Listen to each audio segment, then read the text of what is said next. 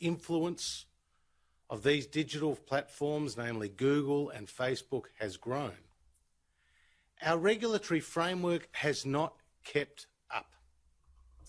And as a result, there is a very unequal bargaining position between Australian news media businesses that produce original content and the digital platforms. And so we, as a government, tasked the ACCC to undertake a detailed world-leading study, which they did over a period of some 18 months. And their recommendation was for a code to govern those relationships between the digital platforms and the Australian news media businesses. A concept paper was released earlier this year, and so our announcement today and our release of a draft mandatory code follows extensive consultation with the parties. It became apparent to us a number of months ago that we weren't making progress on that critical issue of payment for content. Hence, we are moving down the path of a mandatory code. A mandatory code that governs those relationships and covers issues such as access to user data, the transparency of algorithms used by the digital platforms for the ranking and the presentation of media content, as well as, of course, payment for content. What we have sought to do with this mandatory code is not protect Australian news media businesses from competition or from disruption that is occurring across this sector. What we have sought to do is to create a level playing field to ensure a fair go for Australian news media businesses, and that when they generate original content, that they are fairly paid for it. We want Google and Facebook to continue to provide these services to the Australian community, which are so much loved and used by Australians. But we want it to be on our terms. We want it to be in accordance with our law. And we want it to be fair. And that is what has motivated us with this mandatory code. So I will run through the key details of how the code will work. The Minister for Communications and the Arts, Paul Fletcher, will stand up shortly in Sydney, followed by the head of the ACCC, Rod Sims. And I want to congratulate Rod and his whole team for their outstanding work in producing this world-leading document and this world-leading regulatory framework. I, as Treasurer, will be able to determine that a digital platform is subject to the code. And it will start with Google and Facebook.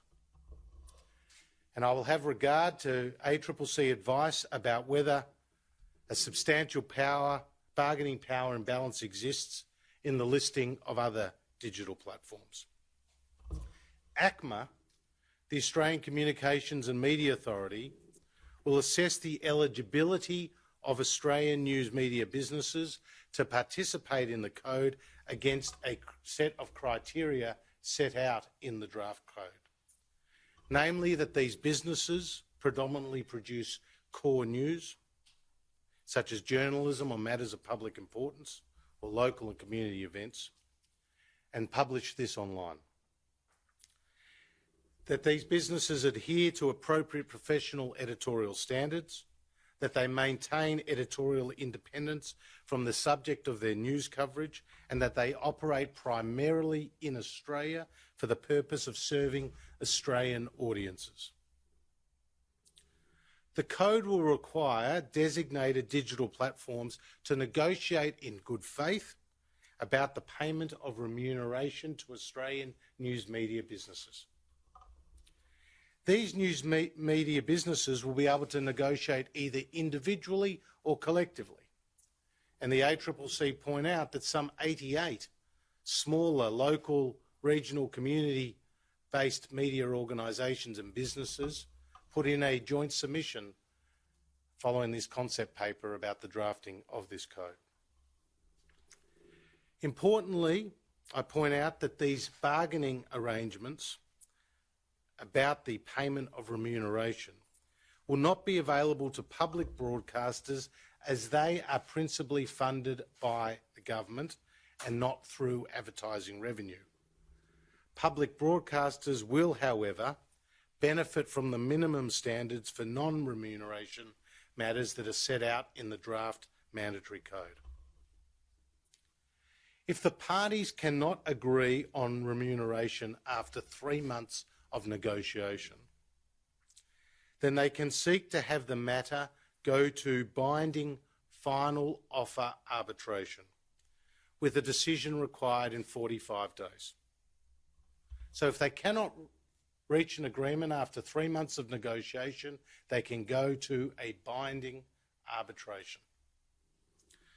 Arbitration is limited to the issue of payment or remuneration, but parties can cover other issues in the mediation and negotiation process leading up to this, such as getting a better deal on the minimum obligations. Parties will have the freedom to agree to their own arbitrators, but if they cannot agree, then ACMA will oversee a list of arbitrators and will appoint a panel of 3 arbitrators. And these arbitrators will obviously have experience in legal, economic and industry matters. In arbitration, both parties will each submit a final remuneration offer to be arbitrated. And in determining which offer to accept, the panel will be required to take into account the direct and indirect benefits of Australian news to digital platforms, the costs incurred by news media businesses in producing news, and whether an unfair burden would be imposed on the digital platform by virtue of that agreement.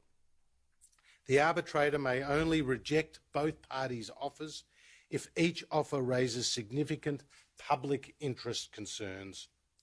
In this circumstance, the panel may seek to adjust one of the offers. So again, to be very clear, there will be negotiation, followed if need be by arbitration, and the parties can appoint the arbitrator, or they can reach out to ACMA, who will have a list of appropriately qualified arbitrators who will then, 3 of whom will then be designated to arbitrate using one of those 2 offers that have been put by the parties. The Code also imposes a range of minimum obligations on digital platforms. These include providing news media businesses with information about news-related data, providing advance notice of at least 28 days of algorithm changes affecting news ranking, the display of news content and advertising with news content, developing a proposal to facilitate the recognition of original news content, and open communication requirements, including by requiring digital platforms to establish a contact point for news media businesses. Often these digital platforms do not have a single point of contact for which the media businesses can reach out to as required. The Code prohibits digital platforms from discriminating against Australian news media businesses that are covered by the Code. As appropriate, there are substantial penalties for breaches.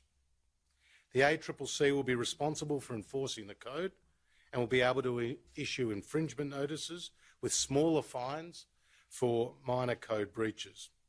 The maximum penalties, though, however, are in line with those available under the Australian consumer law, with maximum penalties applying for breaches of up to $10 million per breach, or 3 times the benefit obtained, or 10% of annual turnover, whichever is greater.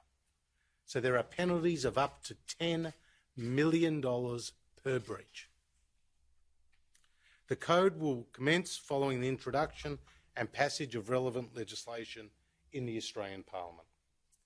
The ACCC will be releasing this exposure draft of the legislation today, with consultation on the draft concluding on the 28th of August. Final legislation is expected to be introduced to Parliament shortly after that and the conclusion of this further consultation process.